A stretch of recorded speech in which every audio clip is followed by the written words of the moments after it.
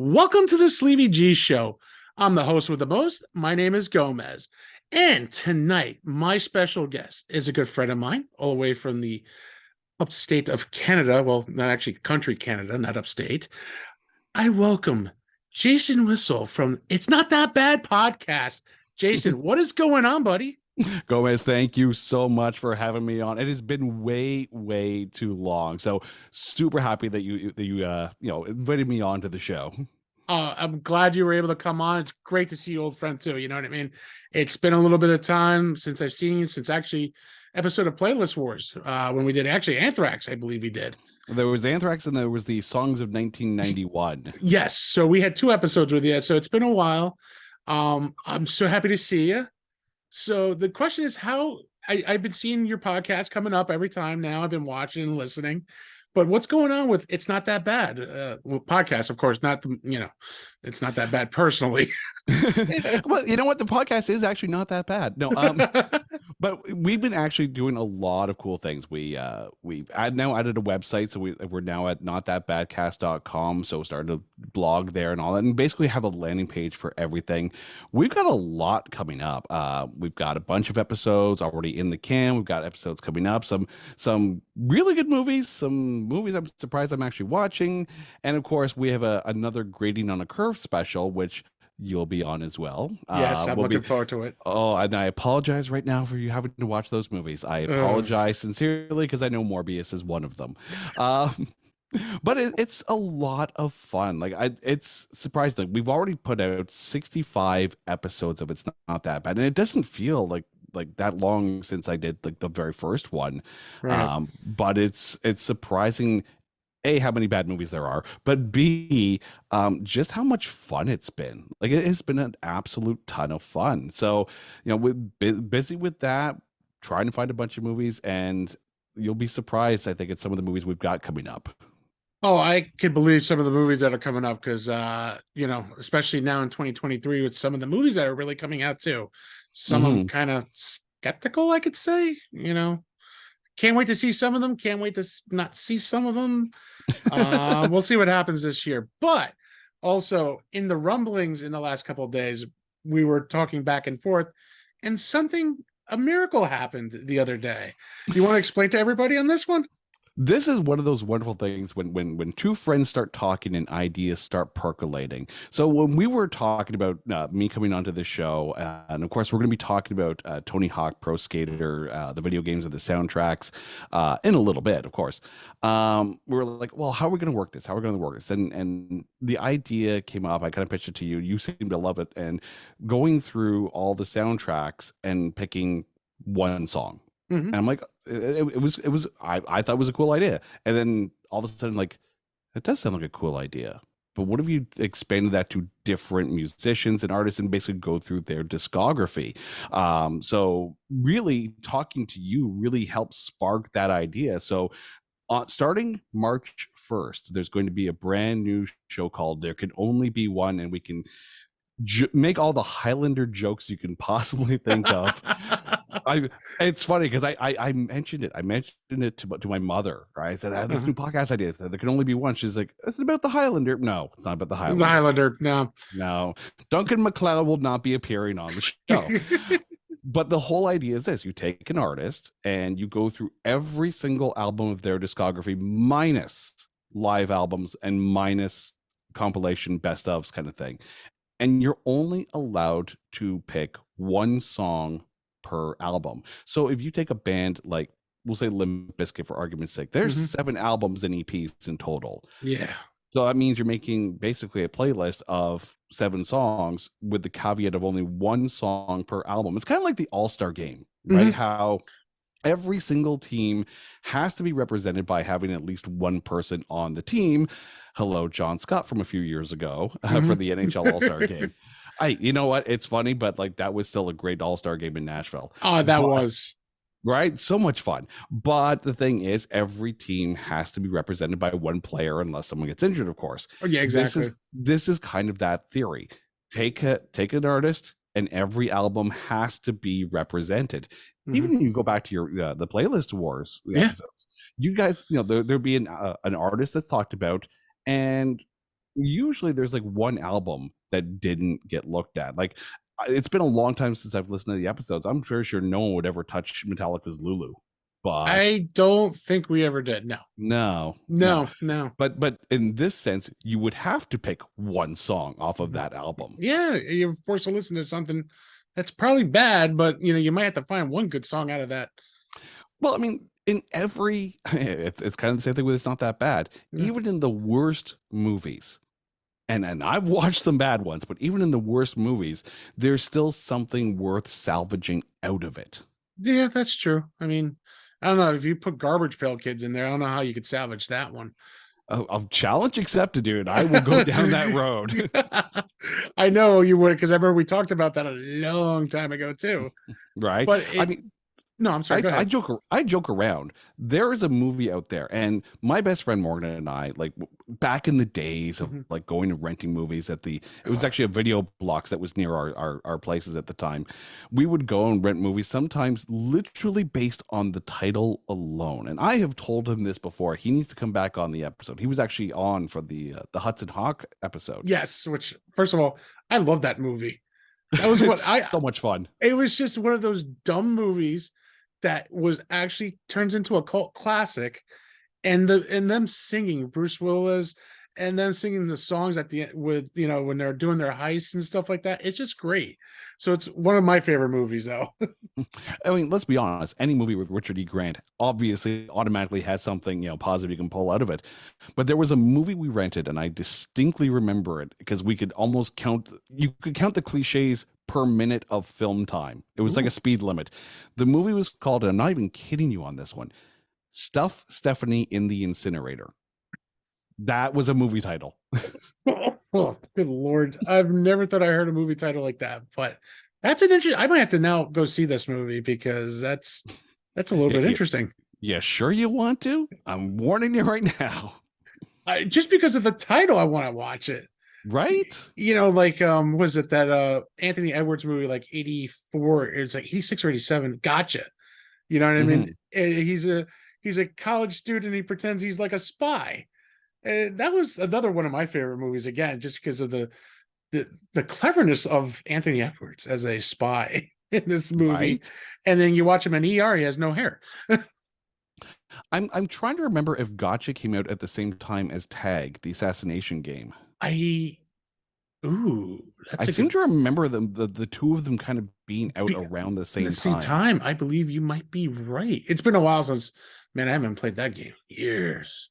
Right? I haven't. Wow. And you mentioned you just brought back some nostalgia already. As you can see it in my face as I'm thinking about this now. Right? Everyone running around with like the paintballs at the college campus, and like someone's actually using the game as cover to kill people. Yeah, you know what? Yeah. I think the game came out and the movie came out like a month or two later. I think so, yeah. Yeah. You know what? And I remember playing that in Nintendo so much. That was one of my favorite games. Holy shnikes. Oh, hey, holy shit. I could say that on my show. That's right. I forgot. So as we go on, we love the idea. And it was kind of fun. Like you said, it just got born between you and I talking on the, on the emails through Twitter. So it's kind of funny that happened. So I can't wait to go on that show. Can't wait when we talk about our episode. I'm excited about that too. So I'm looking forward to that. And I'm looking to be on special guest on the It's Not That Bad again. And we're going to be doing the Throwing the Curve again. Yep. The nominees for the Razzie nominees for the worst film of the year, which it's funny. There are some films on there where I'm like, I'm surprised this film wasn't on there. Like there's a movie that we did on our movies of 2022 grading on a curve, where we just basically based it on like some of the worst tomatometers out there. Yeah, mostly Rotten Tomatoes. There was a movie there called Beauty. Yeah, and it was like a discount Whitney Houston story. More like half priced. One of the worst movies I have seen. So disjointed, so poorly directed, so poorly scripted. But it had Giancarlo Esposito, so there's your silver lining. There you go. Right? But now we're here for one purpose and one purpose only.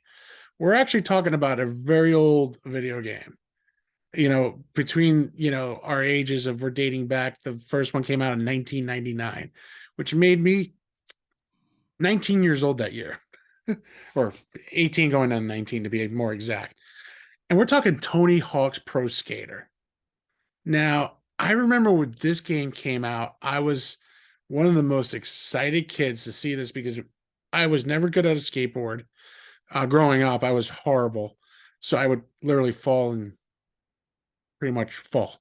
Yeah, we'll just leave it at that. Luckily, no brain damage. But when it came out for PlayStation 1, I was so excited. And it's kind of funny when you're thinking prices of the PlayStation 5 games now, they're like $69.95. And you're going back to the day of the 1990s, PlayStation games were under $30. You know what I mean? So we're going to talk a little bit about the video game, but we're also talking about really the music of Tony Hawk, Pro 1, 2, 3, 4, Underground 1, 2.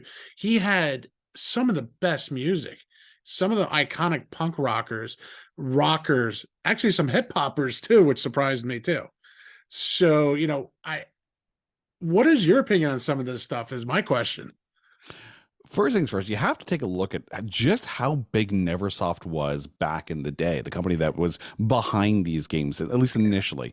You take a look at their catalog, and sure, there were a couple of games that came out beforehand, but it's the Tony Hawk series, it's the Spider-Man PS1 game, which arguably, and I don't think I'm far off in saying, Spider-Man on the PS1 may be the best ever Spider-Man game, period. I know there's a bunch of games out there that are pretty good, but that initial PlayStation 1 game was so infinitely replayable. Like, tell me you didn't try to put the code in so you could play as Bagman. Oh, I did. I did. There's no sense of not doing it. I mean, why not put the code in? You know what I mean? Again, you're talking about, first of all, iconic films, the Spider-Man movies. You're dating back Tobey Maguire at that point. Then you come up with Andrew Garfield, and then you come up with Tom Holland now. I mean, all three of them had their decades of of what Spider-Man has grown up to be. You know what I mean? Because when you look at Tobey Maguire Spider-Man, there was no mention of Avengers or anything. It was just the Amazing Spider-Man. Right. Then you have Andrew Garfield Spider-Man, which is now more like, okay, this is now the millennials generation. And then you got Tom's Spider-Man that now is an Avenger. He's got mechanical Iron Man issues with, not issues, but mechanical Spidey suit, which is kind of cool, but I'm like, it's not Spider-Man for me. Well, I think the big thing with that Neversoft Spider-Man PlayStation 1 game was, I mean, it came out before, if memory serves, it came out before the Tobey Maguire film. Yeah, it did. Which meant that it leaned heavily on the 1990s Fox cartoon that was on for 5 years, which of course you can now watch it on Disney Plus. Yes, I know. There were yeah, over and over again. But there was something about the superhero cartoons in the 90s. When you think about it, right? Batman the Animated Series. That was actually really great. I mean, right? That I actually loved the animated series, and I also did like Batman Beyond too. So Batman Beyond was great. Okay. And I still see Michael Keaton playing the old Bruce Wayne. Oh, it needs to happen. And Bruce Wayne as Michael Keaton, but you know who I would say plays Terry McGinnis? Gordon Joseph Levitt. I'm saying his name the wrong way. I would love to see, you know what I mean? Because don't forget, if no one has seen Batman Begins and The Dark Knight and The Dark Knight Rises, please go watch it because I'm going to do a spoiler alert. At the end of Dark Knight Rises, you see him bring up, he goes into the Batcave, and it makes you wonder what could have been. Does he become the new Batman, or does he become Nightwing, or does he become the Batman of the future of 2029? And Christian Bale character comes back, but really should be Michael Keaton. You know what I mean? Yeah. So I think either one would work very well to begin with. Okay. Both actors were unbelievable when it comes to Batman. You know what's funny? If he wasn't already Batman, Robert Pattinson actually would have made a decent Terry McGinnis, I think. He would have been if he did Yeah. not play the new Batman, which he did it surprisingly as a vampire with all those sparkles. I gotta say, he did play a dark Batman pretty well. Yeah, but even Um, if you remember, like back when Michael Keaton was first cast as mm, Batman, people were like, "Oh, great, Mr. Mom's going to be Batman," I went with and Beetlejuice.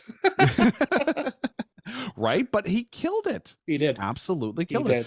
But then getting back to the cartoon, so you got Batman the animated series, you've got Mm, the Spider-Man series, which for mm. 5 years was phenomenal and one of the It, best representations of yep. Spider-Man.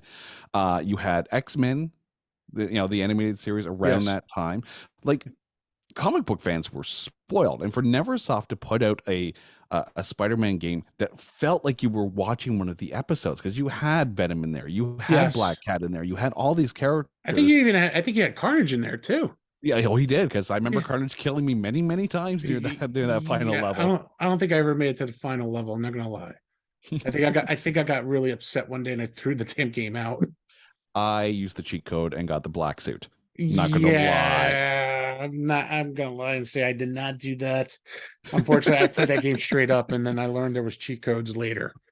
But then with Neversoft as well, Yeah, you had Tony Hawk, you had Spider Man, and then you had Guitar Hero, which they picked up from Guitar Hero 3 on. yeah, Like seriously, like when you have a catalog of that many games, at least yeah. those franchises, You did something you were right. yeah, you were clearly killing it. Hmm. Absolutely. And when you realize too that yes, there's a code in Pro Skater 2 where you can skate as Spider-Man. Hmm. Like, but I love the fact that you mentioned that you weren't necessarily the best skateboarder. Because Yeah. this was the thing that really sold Tony Hawk for me is that, yeah, skateboarding at the time was huge. Yes. Absolutely. It was all over the place. X Games was huge. He landed the first 960 on X Games. Right? I mean, that was the time where he just blew it up. And again, and if you ever think about Tony Hawk's movie career, he only had one movie, and it was Gleam in the Cube with Christian Slater, and that Yeah. was a 1980 movie. So much. But the thing is, as well, like not only was it a good game, because it was a good game. And Yes. if you were into skateboarding, or even if you just like sports games, period, it was a good game. Oh, it But was it brought with unbelievable. us it became almost the template for good soundtracks. Like I know EA Sports gets a lot of praise for the songs that they bring in, and I know the Grand Theft Auto series gets a lot of Yes. praise. Right? Hey, I, if anybody who knows me knows how much I love Grand Theft Auto from the first one all the way to number 5, which Rockstar, give me a copy of the 6th one, please. I can't wait. yeah, stop leaking it. Just release it. Just released the game. I'm so like, I was only 20%. I was one of 26% to finish the game. Oh, Okay, jeez. of Grand Theft Auto 5, 26%. PlayStation sent me an email personally thanking me for it. Dang. Yes, because I was one of the 26% to beat the game. Okay, that's impressive. You need a plaque for that right now. I Like wanted I wanted them to send me a plaque. I asked, but I'm not paying the money either. but I mean, when you think about the soundtracks, I mean, Mhm. yes, aside from being like a just a smorgasbord of different genres, like with the punk and the hip hop and all that. Yeah. But I mean, like this brings me back to also to like that mid '90s slew of punk sampler CDs, like the Fat Records compilations, Yes. the Punkorama CDs. These were some of the best introductions to bands that you should have been listening to all along. And that's what I loved about this. They would pop up bands where like I've never heard of this band, I've never heard this song, and now I want to deep dive. I It even Oh no, I'm sorry. Go ahead, Jason. No, as go, I go, say, go.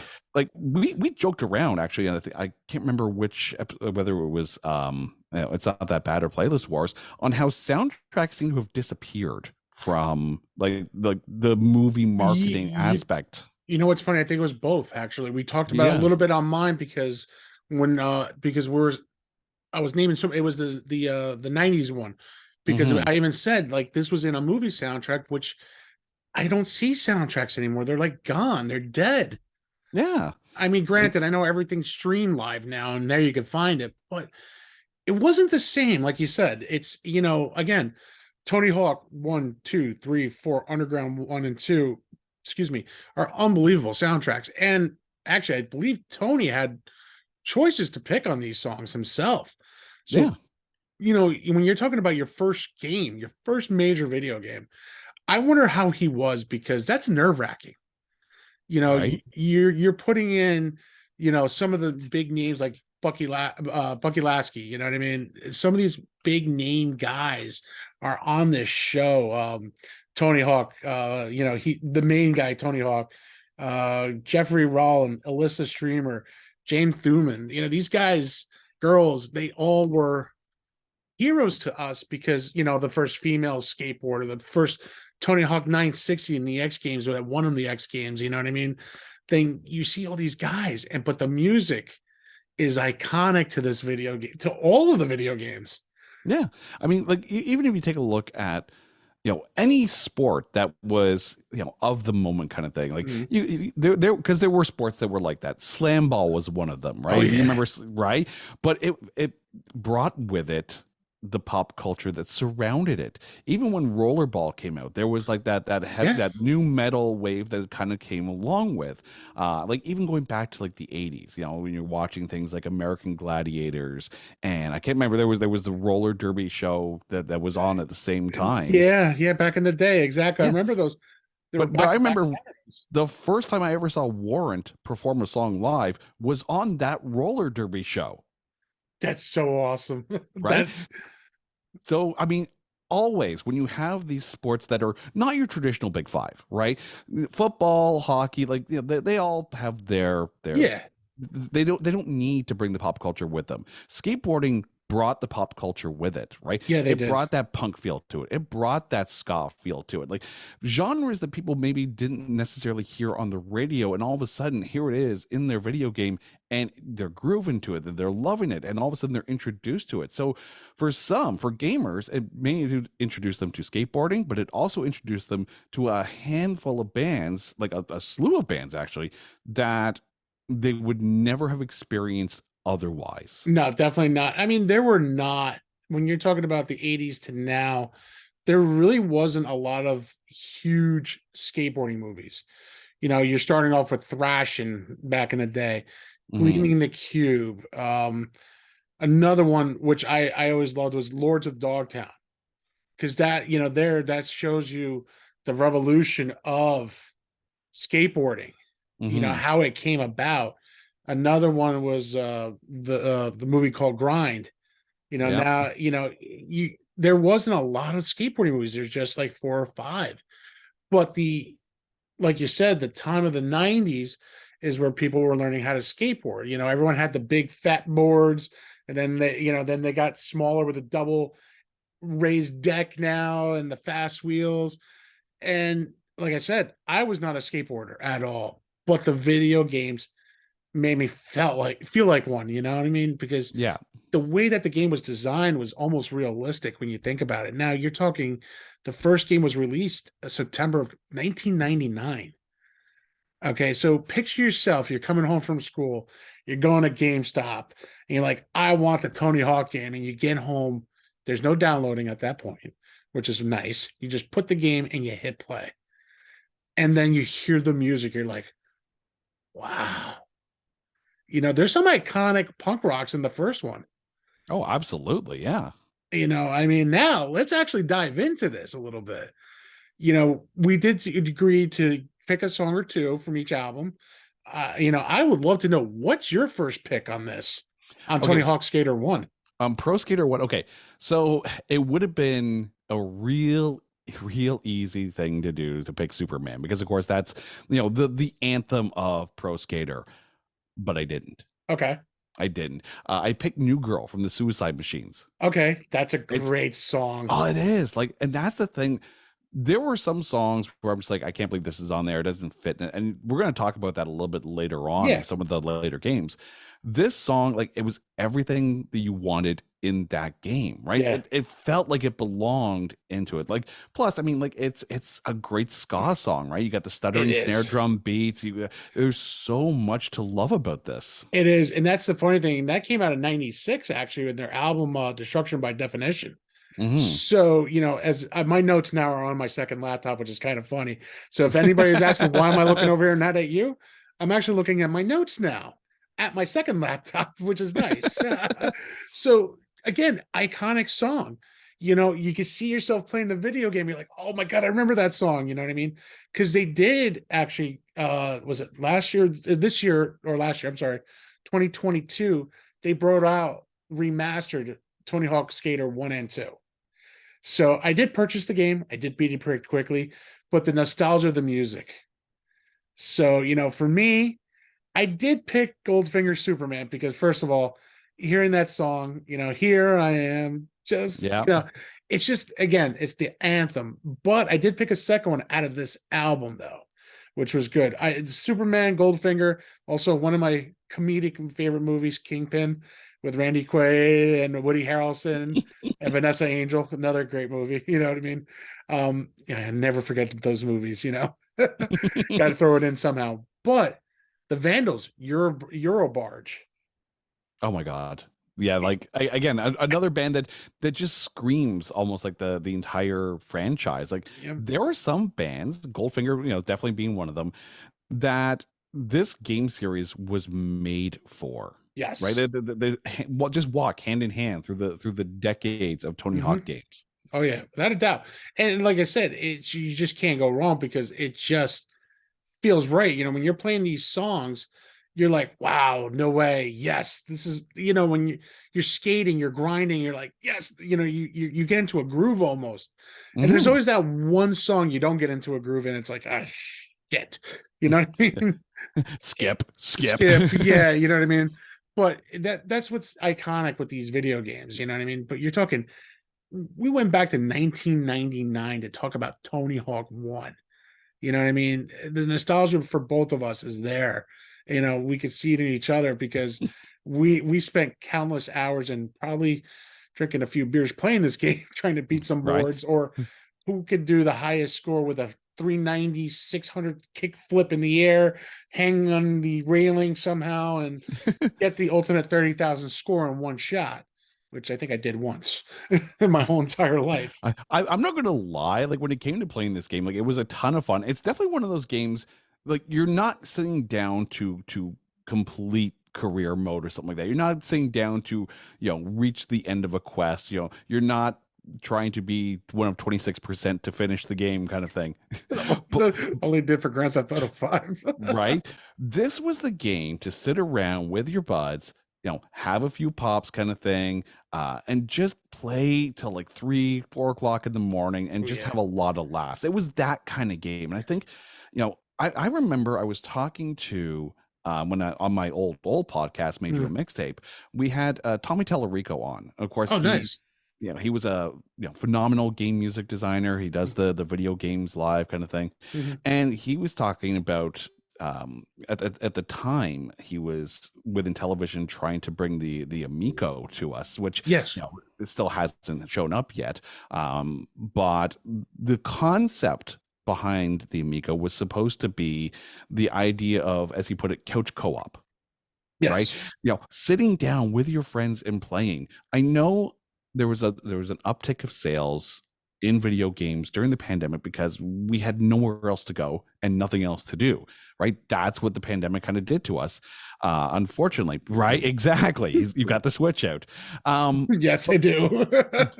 But back in the day, and I loved this about old era PS1, PS2 games, the best games were where you could just sit down, order a pizza, have a few beers, and just play the game and have a bunch of laughs. I still think some of the best games today are PlayStation 1, PlayStation 2 games, and even Nintendo 64. Like, Oh, yeah. yeah, even like the WCW games, just playing Yes. there all night. Like these were party games almost. Yeah. And GoldenEye. Oh God, GoldenEye was the trendsetter of that. Like that just, Yeah. oh my God. I- I have to tell you a story about GoldenEye. oh, boy.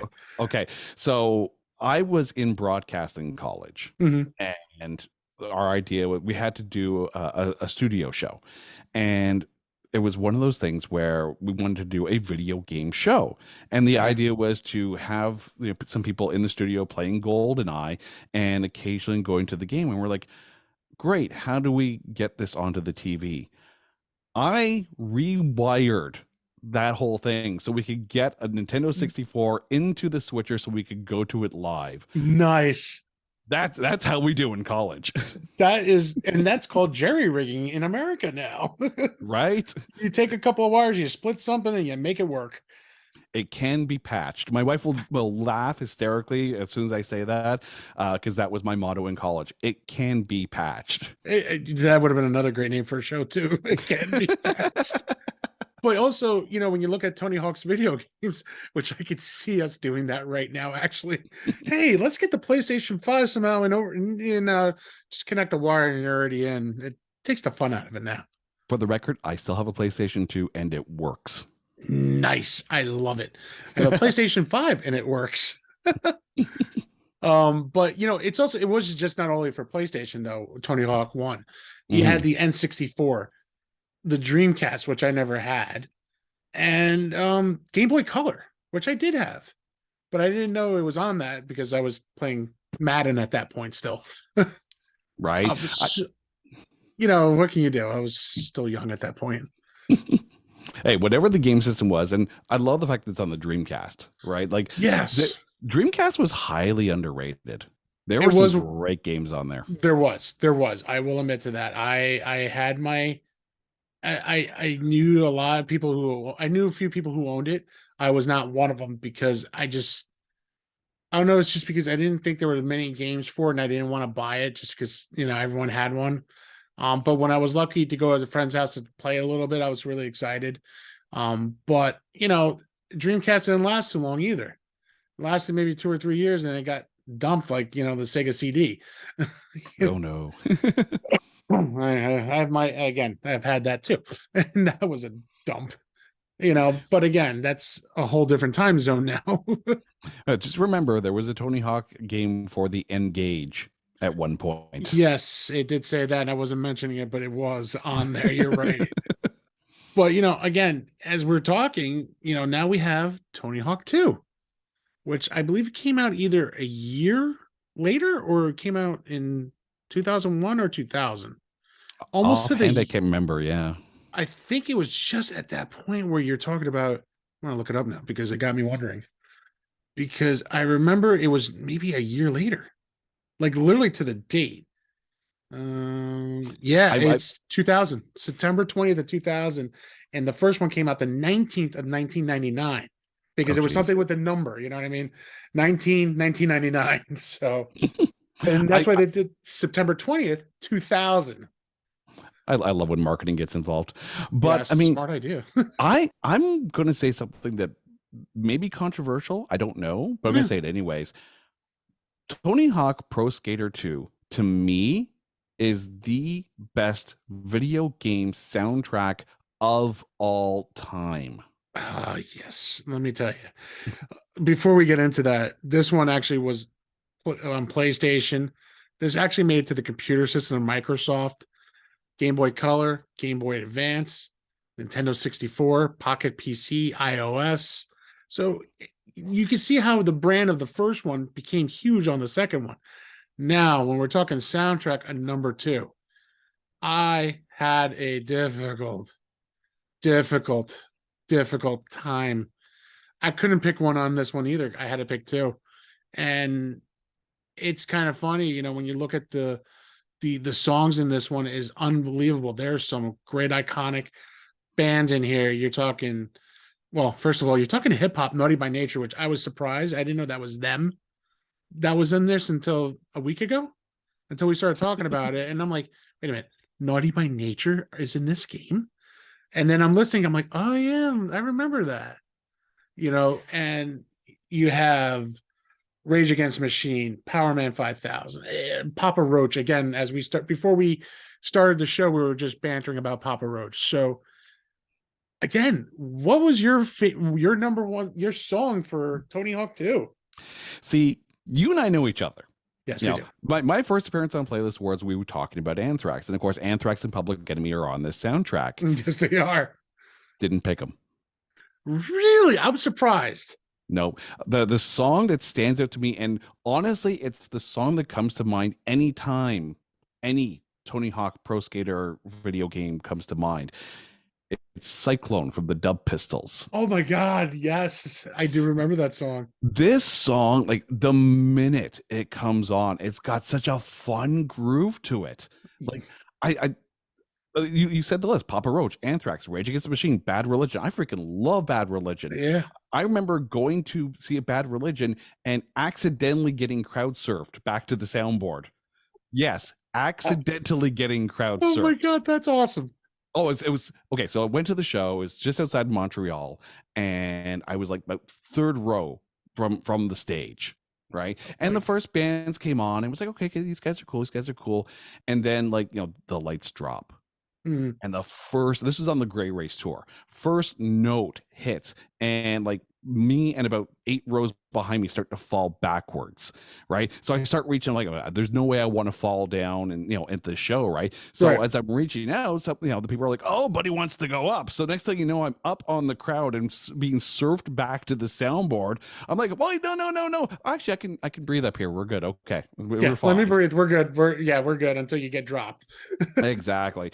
But yeah, no, like this song, Cyclone by the Dub Pistols, it's such a fun, funky groove. Like, It is. and as you're sitting down and playing it, this might be to me the happiest song on this soundtrack. Like, and this is even with my favorite Lagwagon song, May 16th, on there.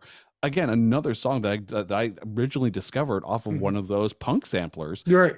Those were the two that actually stood out for me. But yeah, it's Cyclone from the Dub Pistols right up at number 1. So for me, there was 2 of them. Now, like I said, I'm a huge Papa Roach fan, but I did not pick Papa Roach.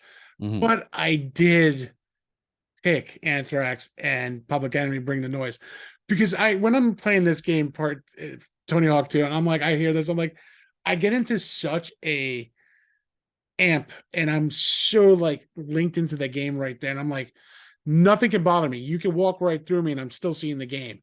So it was one of those songs that, again, I loved it when we talked about it on our Anthrax episode. It's just one of those hip hop and heavy metal. I could say it. It's heavy metal. Oh, yeah, they're thrash. It worked. And it's just kind of cool to see Public Enemy way out of their box and Anthrax way out of their box. So, again, it's awesome to hear that. But again, it's such a difficult album. I had to pick another one. And the other one that I loved was Rage Against the Machine, Guerrilla Radio. I love that song. So every time I hear da da da da da, and I'm just going, yes, I'm in the groove again. So these two, if I got them back to back in the video game, you ain't bothering me. You could hit me upside the head. I would just say screw off, kiss off, do something to leave me alone. You're not bothering me. You're not getting the controller either. I'm not dying yet. But once I hear the song again, I'm like, damn it, I died. So Yeah. it was a difficult decision. And like you said, probably one of the best albums out there. I think Underground 1 was pretty damn good too. But we'll get to Underground 1 when we get to that one. But yeah, Tony Hawk 2 was unbelievable. Now we go on to Tony Hawk 3 a year later. What they didn't keep up with the theme on this one. Someone in the marketing dropped the ball. Should have been September 21st, 2001. But unfortunately, they released it on October 30th of 2001. But now, here's the funny thing. PlayStation 2 gets introduced. Biggest console coming out. This is before Xbox was even a thing. So, you take back how much PlayStation fun you had with PS1. So now PS2 comes out. Tony Hawk 3 is out. And you're like trying to get that PlayStation 2 to play the new Tony Hawk 3. And if you're lucky to still have the PlayStation, Tony Hawk 3 was still on there too. So either way, you're still in good company. You know what I mean? But the graphics from jumping from 1 to 2 now to 3 with the PS2 was unreal. I remember the first time I got the PS2, I bought Tony Hawk 3. It took me 3 weeks later, don't get me wrong. But I waited hardcore anticipation for this game. And, again, not a skateboarder. I literally cracked my back and probably broke the streets a little bit. But that's okay. You know what I mean? I survived. But I lived on with the Tony Hawk game. So, any impressions on that for you when that came out for you? You know what it is? I have fond memories of the PlayStation 2. I mean, aside from like all the games that came with it, kind of thing. Mhm. Okay, my wife spoils the crap out of me. Carrie just spoils the absolute crap out of And me. that's a good thing. It's a very good thing. I'm very spoiled. But she actually, I remember like when the PS2 came out, she was literally calling around to every single store. It's like, do you have this? Do you have this? Found one store. It's like, yeah, we got one. Hold it. Goes, gets it, brings it back. Like we're talking like, the first batch of PlayStation 2s, which still sits in my office today and And works perfectly. and that's the greatest thing to hear, because we're talking 22 years later. Yeah. Yeah. Can you The believe hair's that? very gray now. Yes. Hold on. Yes, as you can see on my face and now the sides, I look like Polly Walnuts, uh, with the side and then the goatee. You're starting to see the little Oh, yeah. wingtip here. You know what I mean? So it's getting there. But it's funny that we're saying it's 22 years old, and when you think about it, I was just turning 22. Holy Christ! Wow, I'm old. Wow, now you're thinking you're talking video games and you just realize how old you are. That's not a good I, sign. I still say my favorite game of all time is still an old PlayStation 1 game. It's called Front Mission 3. I remember that game. Yeah, and I think they're actually re-releasing that for the Switch. They just did Front Mission 1, and I Yes, think Front Mission 2 is coming out, or if it's already out, but they're redoing Front Mission 3 that would for the Switch. Switch. I heard about that not too long ago. For me, the PlayStation 1 game besides Tony Hawk, you're gonna laugh at me when I say this, the Die Hard trilogy video game. Well, it's what's funny you mentioned that, right? When they showed Tony Hawk the first level that they had designed for the first Tony Hawk Pro Skater game, Mhm. um, it was basically from what Tony Hawk had said, it was Bruce Willis with a shotgun on his back skateboarding around. Yeah, Right. So I guess it was just the modeling that they had from an earlier game or something like that. exactly. But it showed what the game could do, even if it did look like, Bruce Willis with a shotgun on his back. Pretty much, yeah. But it was so.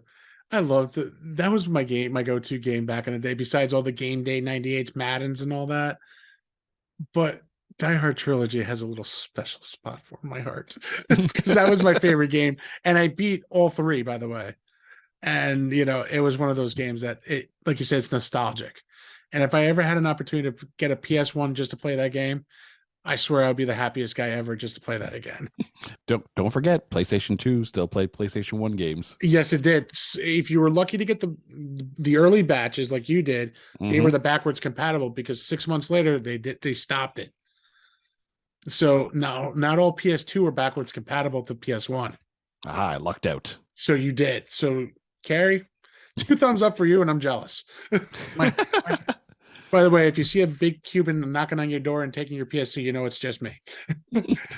Yeah, you have to find it in my office. My office is a little bit of a pigsty with all the stuff that's in there.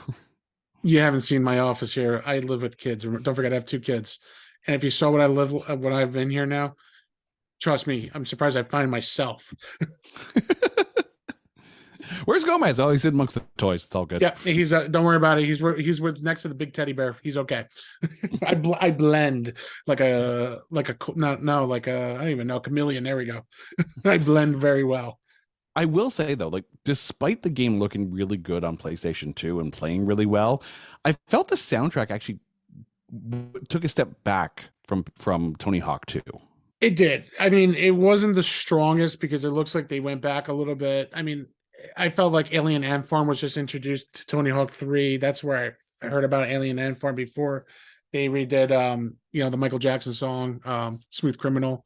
But again, it's a list of great people in here, but not a huge list. I mean, when you look at Tony Hawk 3, there was 2 that stood out on my name, and to pick out 1 or 2 was very difficult. Again, it's hard, but when you look at it, you're like, oh yeah, I remember that. And it's kind of funny, House of Pain, KSR1, Motorhead, Ace of Spades, CKY, 96. Damn it, what the hell was that song? Dunk Bitter Begins, whatever it was. Mhm. So this is where now the Bam Margera era comes in, because he was a pro skater with Tony Hawk. So now these other skaters are starting to get their names into it. So it's kind of funny. But I mean, I actually had two in my mind on this album because when I hear it, I'm like, yes. And it's one of those, yes, yes. And it really works for this game. But again, there were some questionables on some of the other songs. But for you, sir, what did you pick out for Tony Hawk 3? I will admit, Ace of Spades from Motorhead was like on the very short list of being the song, but I actually went with "Destroying the World" by Guttermouth. Ooh, I do remember Right? that song. It's just, again, when I think about the Tony Hawk games, it's fun. It's Mhm. got to be fun. It's got to be, there were some songs on some of these soundtracks where it's just like, um, you know, almost like a motorized guitar riff and just massive, screamo type stuff. And I'm just like, no, Yes. that doesn't. I want to have fun. I don't want to, be anxious while playing. I don't want anxiety going, please, I'm going to make that move. No. But Guttermouth Destroying the World was just such a fun track. I mean, yeah, Motorhead, Ace of Spades, I'll listen to that any day of the week. But for the game, I felt the Guttermouth actually nailed, what the vibe was. Right. And that's actually not a bad pick. Again, I actually went with the most obvious.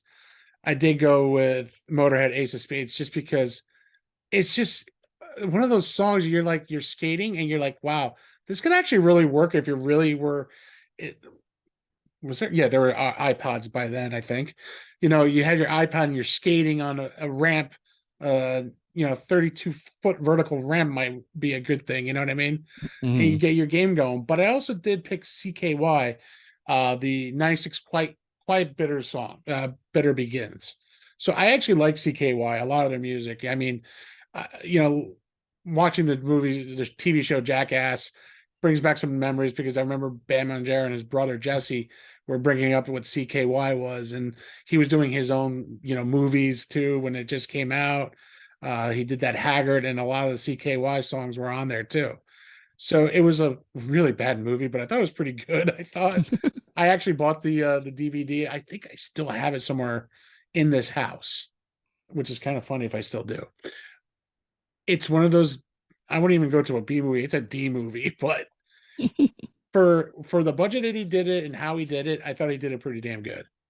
You Oh, know, there are soundtracks to bad movies where the soundtrack is the best thing of the movie. So completely understand that one. yeah, there's a few of those movies out there. You know what I mean? I can contest to that. And that's the thing. But again, Tony Hawk 3 was just one of those games that again blew my mind away because you're talking PS2 now. You know what I mean? So I was like excited. I was so happy. And then guess what comes out? Almost a year later. Tony Hawk 4. Tony Hawk really took over from 99 to, 2001, 2002, 3 and 4, you know what I mean? He did do his games very good. And then Xbox comes out that year. You're like, the hell's this Xbox thing? And I didn't like the Xbox. I'm going to be honest with you. I wasn't a fan of the Xbox. I know everyone loved it because of Halo and all that, but you know what? I wasn't a fan of the controllers. So They were so thick and huge. Like they were huge. I give me a good PlayStation controller like this, people. This is a good controller here. And that was fun. You know what I mean? It didn't take 60 buttons to figure out how to jump, do a flip kick 360. You know what I mean? Yes, I kind of know the terminology because I played the damn game so much. But it's one of those things, you know what I mean? But it's still, you still had PlayStation 1 still out. PlayStation 2 is a year later, it's doing very well. And then you got the new kid on the block, Xbox, which Xbox does blow up, so does PlayStation, but PlayStation I feel has more now the dominance because it's been out for a couple more years than the Xbox. But the play was fun. There was a lot of challenging things in this one. So, I mean, before we talk music, what do you think about the gameplay?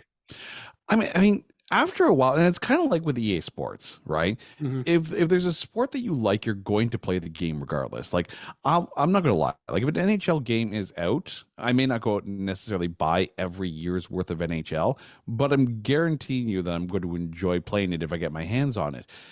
So the gameplay, right? Exactly. NHL 23, Yeah. which we're recording this on the same day as the NHL All-Star game. So Yes, and then the Atlantic one I heard. Ugh. Not the whole time. Did they? Yes, they won the whole thing. The Atlantic won. I know. I said the same thing. No teaser alert on that one. Yeah, no. Yeah, no spoiler alert. The NHL All-Star game was spoiled anyways. Yes. But it's one of those things where if you enjoyed the gameplay, you weren't disappointed, right? No. Like, yes, they added some stuff to it, but the core was still there, so that was good. Yes. Pro Skater fans were going to be happy, and the soundtrack did pick up. After 3, that's the one thing. 3 had, I think, up to this point, the weakest soundtrack. 4 definitely picked it back up. 4 picked it up big time because they had a lot of people into this one. 4 became almost like a double album. You know what I mean? You have bands like Less Than Jake, JFA, Iron Maiden was in this one, NWA, Run DMC, US Bomb, Zeke. These are some of these big name artists. Goldfinger was in this one again. Flogging Mollies. This is how I got introduced to Flogging Mollies, actually, with this video game. So there was a lot of big names in this, and it was, I believe it was a double album CD. By the way, yes, kids, folks, people of the middle ages of me and Jason here, back in the days, in the 90s and the early 2000s, video games had soundtracks too. And this was one of the more popular ones that were out there. That you bought the video game and you could buy the soundtrack and play it in your car. That was the best part about this too. So I apologize for interrupting. It was the momentum of a lot of, great bands on this. Bouncing Souls is another one. So there was a bunch of great tunes on this, which it was very difficult to pick. But I'd love to hear what you got too. Oh, I mean, first things first, I do have to say, with all the bands that we've talked about, even already, right? And we're not even halfway through here. No, we're not. Can you imagine if Tony Hawk ever did a serious takeover of a channel for like a week and just played songs from the various Tony Hawk video games? It would be awesome. And Tony, if you're ever listening to the show, please contact me. I'd love to have you and talk. Me and Jason would love to have you. And it would be under this show, and we would love to talk to you about the video games, man. Yeah. Absolutely. It would be an honor. Oh, and serious, if you just heard what we were talking about and you decide to give Tony Hawk a channel, all credit goes to Gomez. And Jason. Yeah. Both of us. Yeah. Pull a PlayStation and send him a letter saying congratulations. Yes. Or send me a plaque, please. That'll be great. Exactly, right? Do something. But yeah, first things first, Iron Maiden deserves to be in the Hall of Fame. They do. But I don't know if they deserve to be on a Tony Hawk Pro Skater soundtrack. It's kind of funny. It did it, but when you hear the song and you're skating and you hear the beginning, dun dun dun dun dun, it's like, yeah, it does. You know what I mean? To a point. I mean, Number of the Beast is a great song by all means, and I think they probably picked the best song for the game, but it's definitely not the song I would have picked from my list. No, definitely not. That was Flogging Molly, Drunken Lullabies. And that's a great pick because, first of all, this is how I got introduced to Flogging Molly's from this video game before I really went out and figured out that I was going to a Flogging Molly concert that year during St. Patrick's Week, which, yes, I survived. But I mean, we talked about this earlier, right? Sitting down with your friends, with the pizza and the beer, playing Pro Skater all night till 2 o'clock, 3 o'clock in the morning, because it's that kind of night. Yeah, this is the song that I guarantee you, if it's on, you're having so much fun with your friends. These soundtracks were fun. Yeah, they were. It baffles me why more video games don't have soundtracks like this. When we were talking beforehand, we were talking about the Arkham City soundtrack, songs inspired by that video game. That CD is killer. I don't know why more games don't do that. You know what's kind of funny? Gotham Knights has a killer sound too. You know what I mean? And Gotham Knights, and then I got Need for Speed Underground.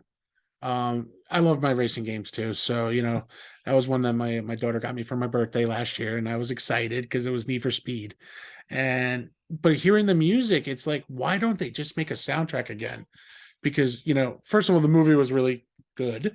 We'll leave it at that. And then the soundtrack was actually really good too. But when you're talking about the Need for Speed franchises, all the music was great. Man, I gotta talk about that too next time. So that's even that would be another long one, actually, longer than Tony Hawk. Right? But it's just the nostalgia of the music that made that. Now, Flog and Molly, you can't go wrong with that. Now, I had a difficult choice. I did pick one out of this one. I was gonna go with System of the Down, Shimmy. But then I'm like, how can you not go wrong in some AC/DC TNT in this game? Yeah, that made the game for me right there when I'm hearing AC/DC on a Tony Hawk game. How can you go wrong? That was the best thing for me. And I think that's the other thing too about these games is that, you know, we've talked about a lot about the discoverability factor. You know, Mhm. groups like the Dub Pistols and stuff like that, like bands that you may never have, you know, had a chance to hear of. But when you have a group like Iron Maiden, when you have a group like AC/DC, allowing their songs to be able to be basically purchased and used for these games, that just goes to show like the cultural impact of what the Mhm. Tony Hawk franchise was at that time. You know, yes, the punk music and the hip hop, like those are like these soundtracks represent a zeitgeist of the time, but the fact that all these other bands, these established bands, these iconic bands Yeah. are like, oh, Tony Hawk wants Number of the Beast.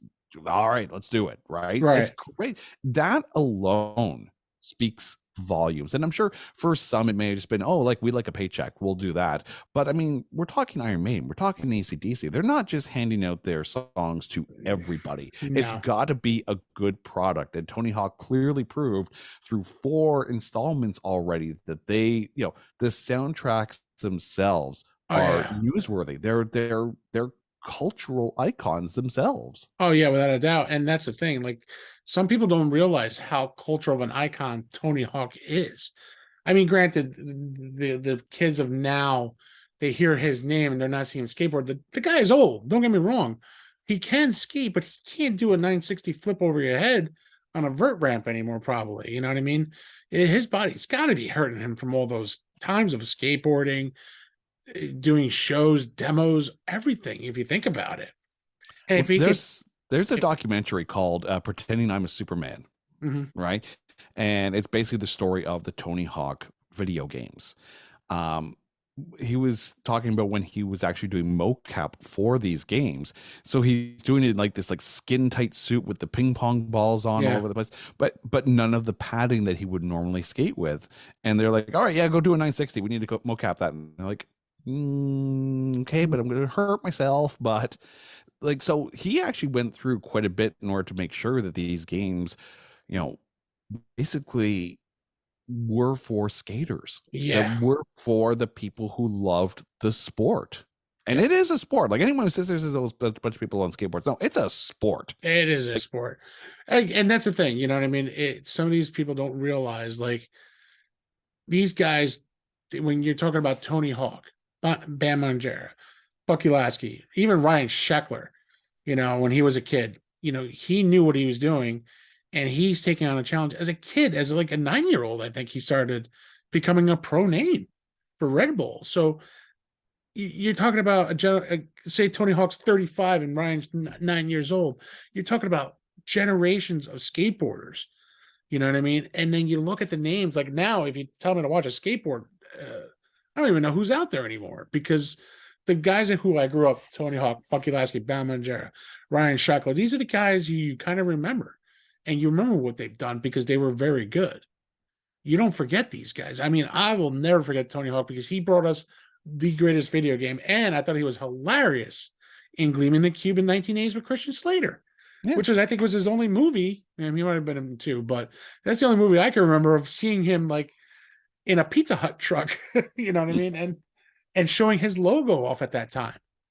But when you think about the fact that, you know, Tony Hawk and all those names you just mentioned, they made, you know, you know, basically, you know, going up and down ramps on a piece of plywood with 4 wheels, Mm-hmm. and turned it not just into a sport, not just into, you know, like something that can actually make the money. They turned it into, you know, a part of the cultural landscape. Yes. They turned it into something rather than just it was already there and they just happen to be the biggest names at the time. No, they made everything that skateboarding is today, and especially was Yes, back then.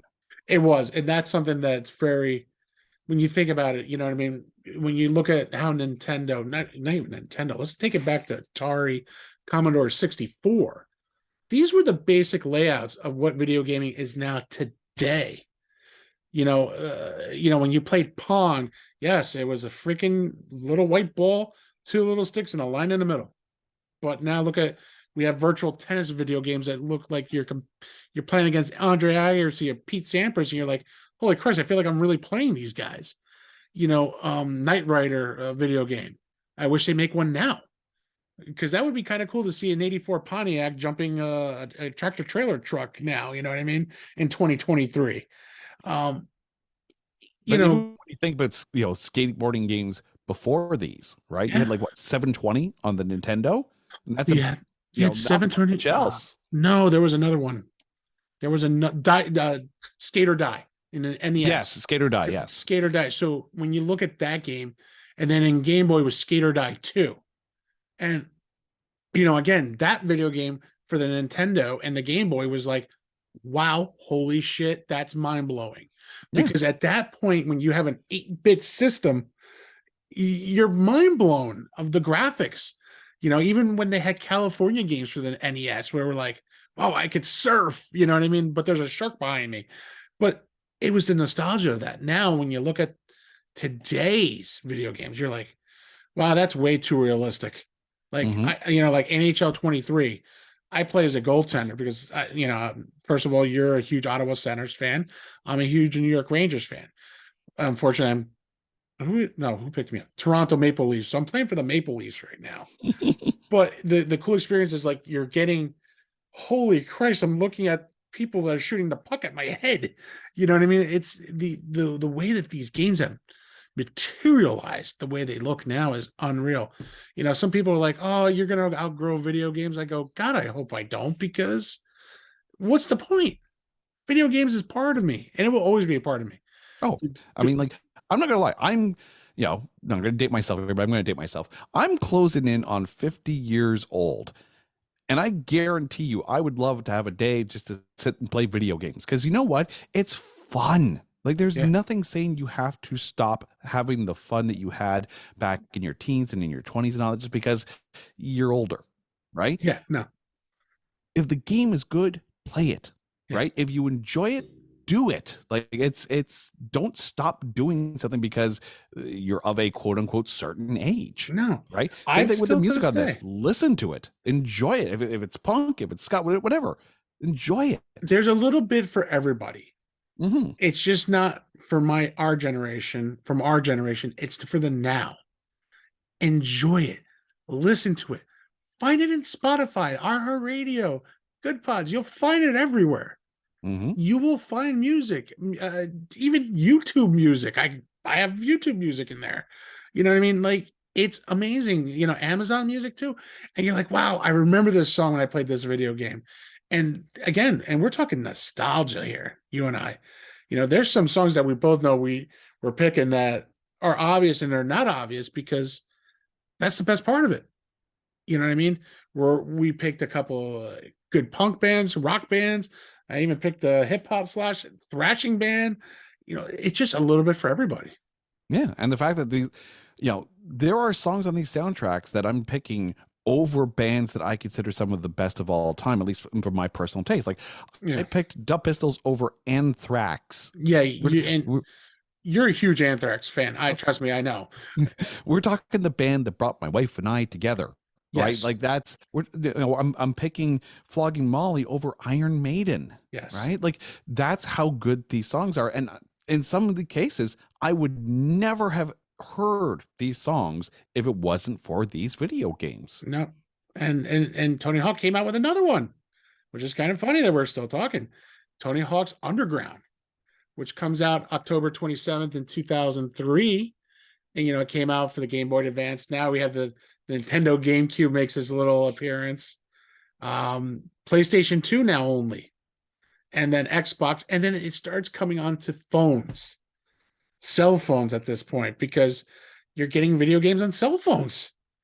I never played a Tony Hawk on a cell phone, so I couldn't tell you how good it was or anything. But again, PlayStation 2, I had it. I loved it because I love, again, it's one of those games that I've played and I continued the tradition of Tony Hawk. And the gameplay was always fun to me.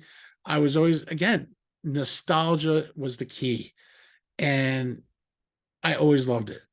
And to this day, I wish, I know Tony Hawk had Skater 1 and 2, but I hope he brings out the remasters of 3 and 4 and the Underground 1 and 2 and Project 8 because they're nostalgic for me and for you. You know what I mean? So for us to even get on a PlayStation for a half an hour and play these games are the greatest things ever. Oh, absolutely. I think the one that confuses me though about this game is that there's a level where you're skating at a Kiss concert. Yes. Yes. Like if anything tells you that something is doing well, it's that Gene Simmons got in on it and tried to make some money out of it. Yes, there's a Kiss concert level in this where you can actually get up on stage with Kiss. You can't interact with them, but that would have been cool though. If right? if that was interacting with them, how funny would have that been? Tony Hawk and Gene Simmons with his tongue sticking out and singing a song. That would have been that would have made that game even better. Take the bass, put some wheels on the bass, and go skate around on that. Yes, that would have been awesome. That would have been great, actually. But again, you're talking about 3 different genres again. Now you're talking, they had punk, they had rock and some other types of stuff. And then they had hip hop, more hip hop on Underground than the other 4 that we talked about. So, now my friend, this was a hard one again. Oh yeah. This was more difficult for me than probably for you. But again, I can see it in your face right now. This was difficult for you as me too. So what did we choose? Okay. So I mentioned Kiss, right? Yes. Yeah, I mentioned there's a Kiss level. I didn't pick Kiss. I didn't think you would. But this is where because up until this point, I mean, Dub Pistols had some groove to it kind of thing, but up until this point, it's been a lot of punk and a lot of, that kind of genre. Right. But for me, it was Positive Contact by Deltron 3030. Wow. Okay. That was, you just threw me on a loop on that one. There are some times when you hear a song, right? And I'm gonna say this again a little bit later on. Sometimes you hear a song and you hear the groove and you just go, damn. Yep. Like this is that song. Like, you know me, I'm a bassist. So when yes, I you are. hear that kind of groove, it's one of those things where like, yep, no, now I'm just locked in. Right? You don't want something that's too fast. You don't want something that's blast beats for 3 minutes, right? You want something that's gonna groove. So because that actually helps you in the game. Yes, it does. It does. And I tell you, I had a difficult time because in the punk section you had Rise Against, Social Distortion, okay, Sublime, 3 Iconics right there. No, I didn't pick them. In the rocks, you have Clutch. You had, again, Kiss, Jane's Addiction. No, Rage was not in this one, but a couple big namers too. You know what I mean? No, I didn't pick them. They had hip hop in this one. So I went hip hop on this. And again, they had a few good names in here. They had Mr. Dibs. They had LA Symphony, Jurassic 5, Juggernauts. DJ Cuber was in this one. But I went, you're going to laugh when I say this, Nas, The World Is Yours. That's the one I went with. Now, at this point, hip hop is part of my life. And, I was like, when I heard this, I was like, no way. There's no way in hell this made it on a Tony Hawk game, but it did. So when I'm playing the game, I get into that zone and I'll start singing, whose world is this? The world is yours, and I was just like, yes, I love it. And this just fits perfectly, which kind of shocked the crap out of me, I guess, because I never thought it would. I think maybe I know it gets credit for the soundtracks, and if you go through the Tony Hawk, there's like a fandom Wikipedia type thing for the Tony Hawk franchise. The number of times you see award-winning soundtrack, and I think a lot of that comes from the fact that it wasn't just genre specific. Yes, the early ones kind of lean more heavily onto the punk and ska kind of thing. Yeah. But as you know, as you get further in, especially with the underground, there's something literally for everyone. There is. There You know, really is. even if you go back to like the Grand Theft Auto ones, right? They're almost thematic to the game themselves. Like Vice City very much had a, you know, how many times did you hear I ran from flock of seagulls as you're playing Vice City, right? It was thematic to the game, right? I'll tell Even you, playing Vice City brings me back to the Miami Vice days. I was always a big Miami Vice guy too. I loved watching it. And I said, man, when I get older, I want to wear those pastel colors. I'm glad they died in the 80s because man, I would have been shot to crap here in Jersey. I would be made fun of pretty quickly, and they would have told me the 80s are done, man. But hearing the music still to this day of the 80s, it's nostalgic, just like this stuff is. Oh, absolutely. And again, like I do hope Sirius so eventually someday says, "Hey, Tony, you want to come over and do a takeover for a day?" Even if it's not serious, iHeartRadio, come on, guys. Let's get Right? Spotify, somebody. Let's get this man on a radio show. I think it would be phenomenal. Well, I And, say Sirius because then I could listen to it in the car.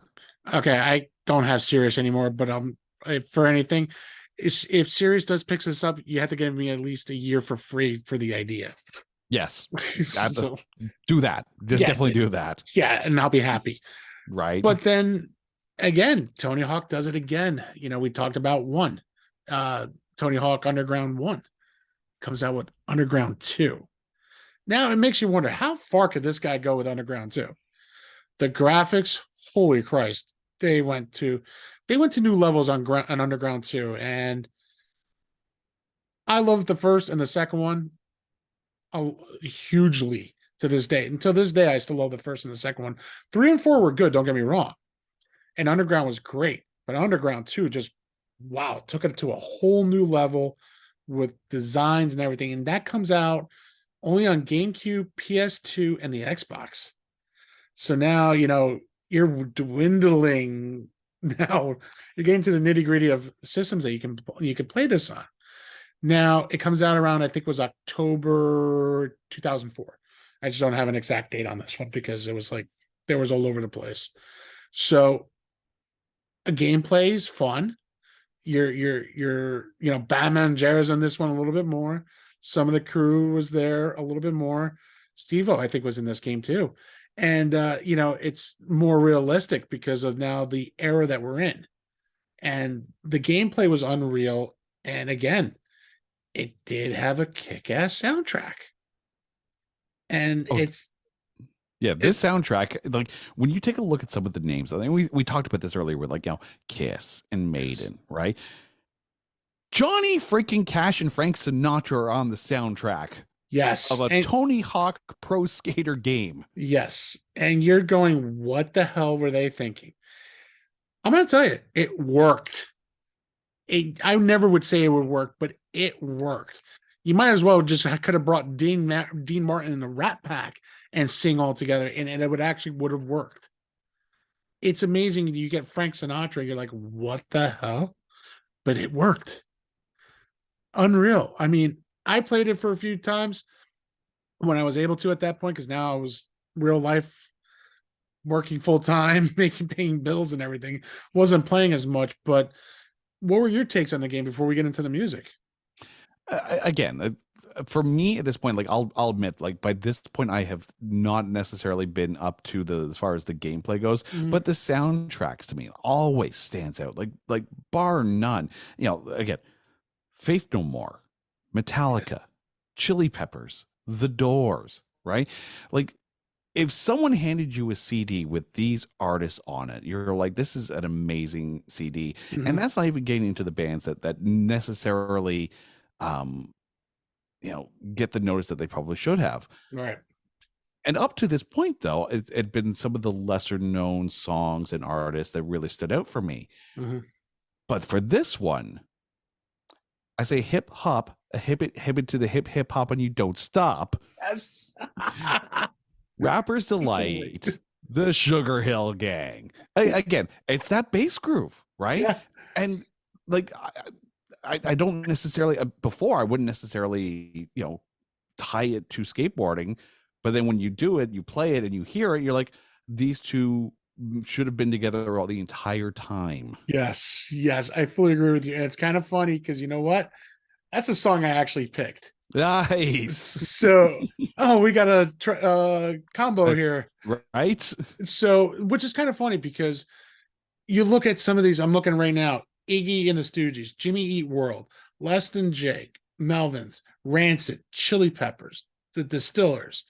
You know, not a lot of hip hop big names besides the Sugar Hill Gang, Pete Rock and CL Smooth.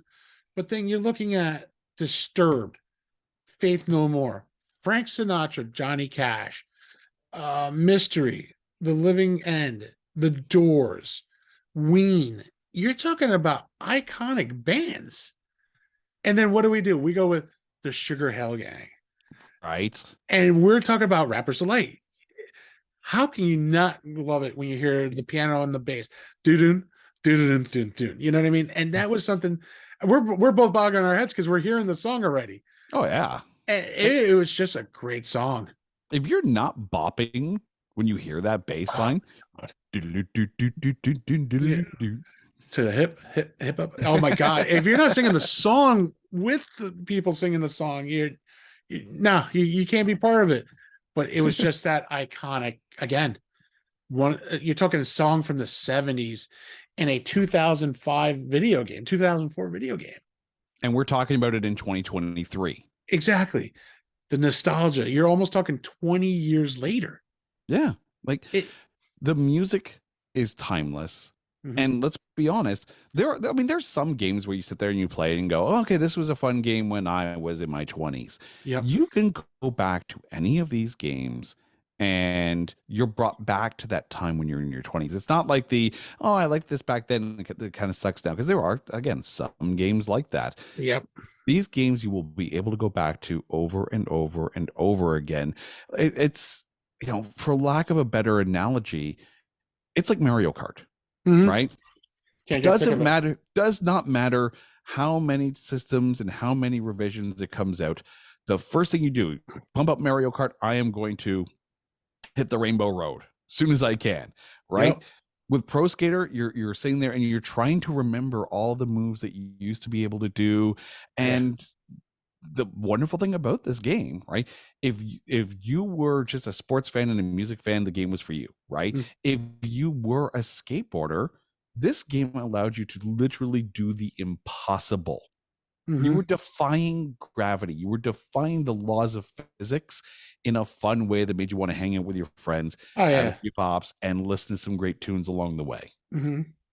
And that was something that was always big. You know what I mean? Like, you talk about Raptors, we talk about Rappers Delight, you know what I mean? Which is awesome. You can't go wrong with that. But then now Tony Hawk gets into this. Now it's no longer pro skater, no longer underground. He went to his Project 8 called. To be honest with you, this is the one game I didn't play. But again, it was on PS2, Xbox. Now the rivalry gets bigger between Sony and Microsoft. Mm-hmm. They introduced the Xbox 360 first. And then the PlayStation 3 comes out a few months later. So now you're talking about the two biggest names now are now head to head. Nintendo's all gone. GameCube is gone. N64 is done. PlayStation. You're not skateboarding on the Wii. No, but you're skateboarding on a PlayStation Portable, though. I do remember the Tony Hawk games were on Underground 2, I think was the only one that made it besides Project 8 made it. And just looking at the graphics today, just right now, I mean, the game looked like it had a fun play to it. I just never got a chance to really get into that one. And it wasn't just because I didn't want to. It's just at that point in my life, I was like, all right, kind of done skateboarding a little bit. Now sports became more interesting, football, hockey, at that point, FIFA was another game that I was playing like crazy. So it just shows, again, like how much the game has come through. I mean, the graphics were unbelievable. The faces were actually getting more real.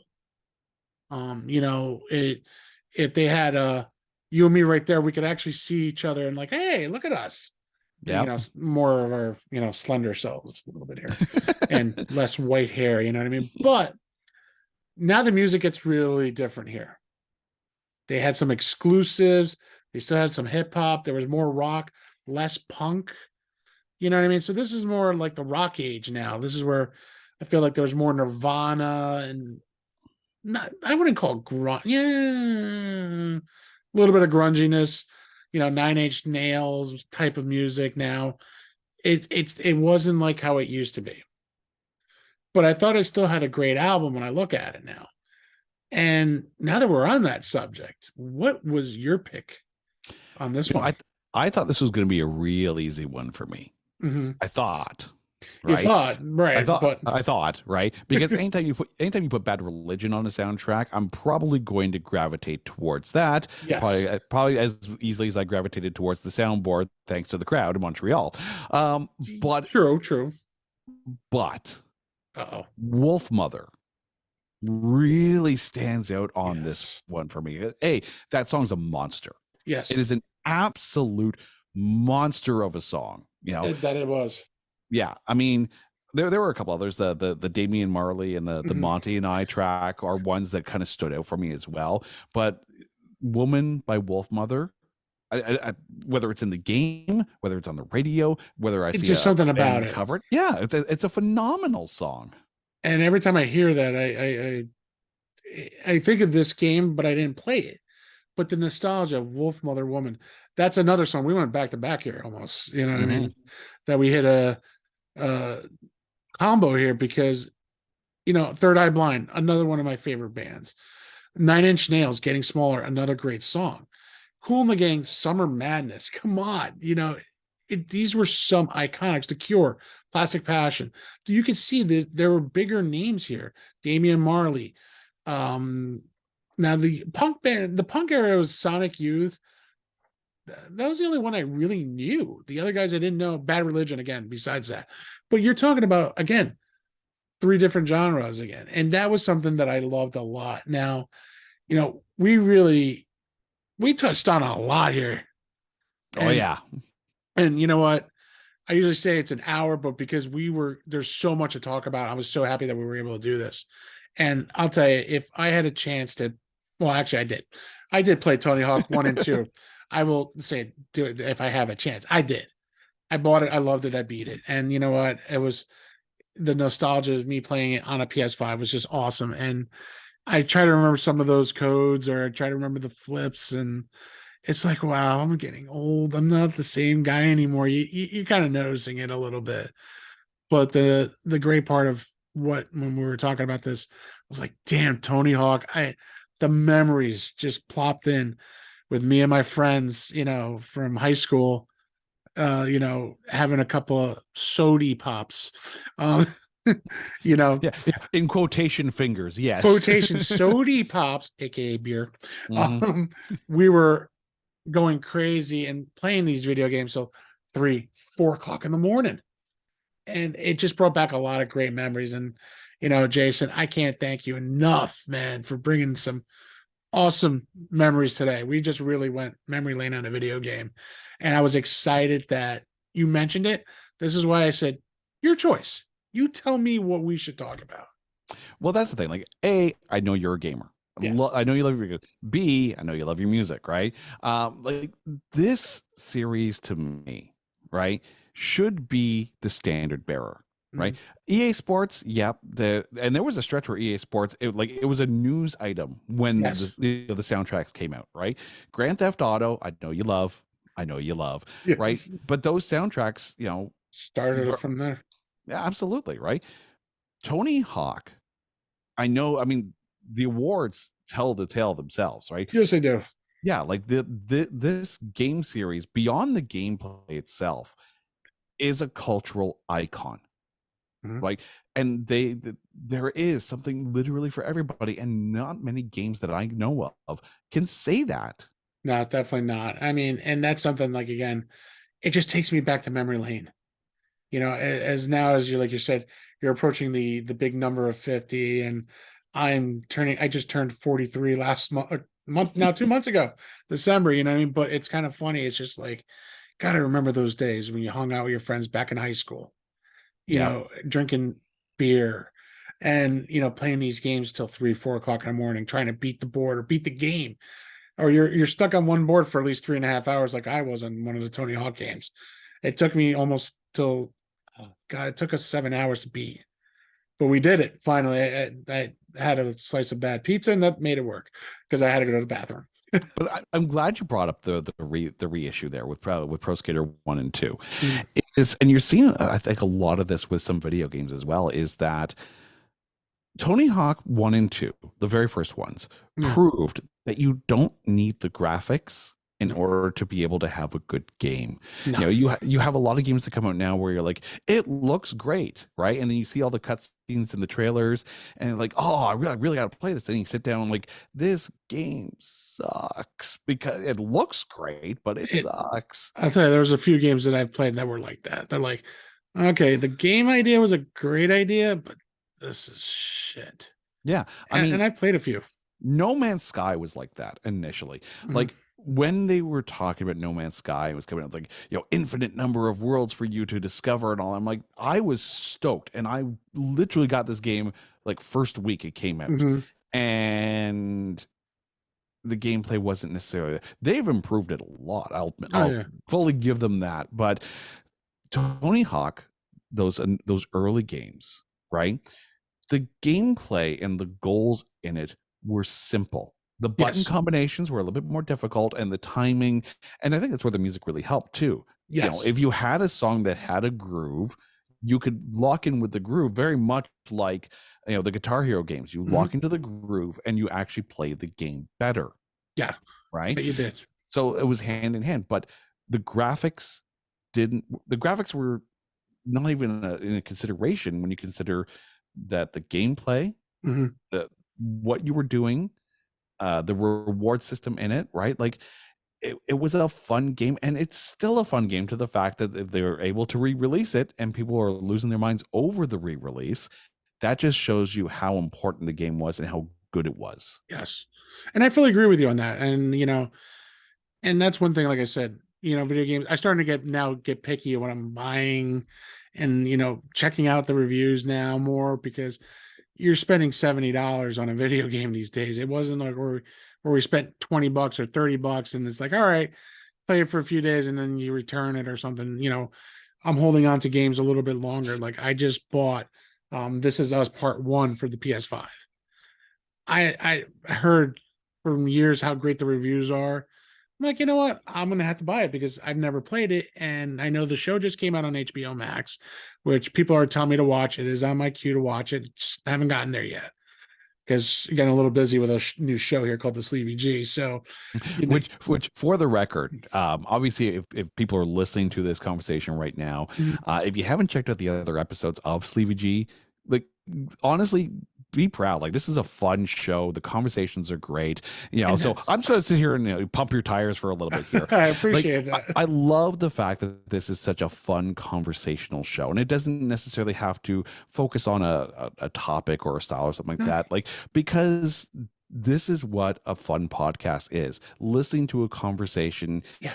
And not people like, we know everything and our opinion is important. No, this is two friends, like an episode 2. It's two friends talking about food, the restaurant, how she came about. Here we are, we're talking about a video game that two friends just love and talk about the music and celebrating its life of it, because that's what it's about with me. The celebration, just like when we did with Playlist Wars, it was a celebration of the artist, but now it's more for me the celebration of who's on the show with me. You know what I mean? So for me to have you, Jason, on my show is an honor. You know what I mean? And for me, it means a lot. Actually, the honor's mine, but But again, for me, it means a lot, because we don't hang out. We live in two different countries. You're in Canada, I'm in the United States. But you know what I mean? If we were in the same area, I bet you we'd be hanging out almost every other night. Oh, absolutely. So without a doubt, you know what I mean? So for us to sit here, BS for an hour and a half, and enjoy the company. And this is what it's about. And, I always say, good night, everyone, keep on listening on Playlist Wars, but with this one, it's different. You're going to hear the ending when we're about to sign off pretty soon anyway. But, that's the thing. it's about the fun, and I just want to make it comfortable for that person. And that's why I did the episodes with the sleeveless on Podcast Wars, and it caught on actually because everyone started loving it. It's like, dude, he's on the show with a sleeveless shirt, and it just caught on. And the sleeveless one, the sleevey one, and that's why I put the poll out to see which show. And then the two local celebrities were like, "Oh my god, I love the name of the show. It's catchy." You know what I mean? The Sleevey G. It almost sounds like sleazy, but it's not because the way you have to say it. But it's cool, and and I'm thankful for every moment that I'm doing this, and and that's where it comes down to it's the end tonight for us. But Jason, before we do, I want everyone to know, where can they find you? Where are you? What are you going to be doing? And what's coming up for you before we sign off tonight? Actually, before we sign off, before I go through that, Okay. and we talked a little bit about this before we said we hit record, but it needs to be said. It Yes. absolutely needs to be said. There was a stretch where Playlist Wars was on hiatus. Obviously schedules didn't match up, and if everyone listened to the first episode of Sleevey G, you guys heard the whole story, kind of thing. Yeah. You've got your show now. Brian's got my weekly mixtape, and the plan is to get Playlist Wars, going during the summer, kind of thing. But I don't think what's really acknowledged is that people missed hearing both of your voices. Right, you guys are so good as podcasters. The banter between the two of you. So whether you're together, whether you're separate, listeners, please support both shows. These guys are awesome. They both deserve it. So that needs to be said. And I really appreciate that, and that means a lot. Hearing that, because I've been hearing it the last couple of weeks, a couple of DMs. People were excited when I started posting now.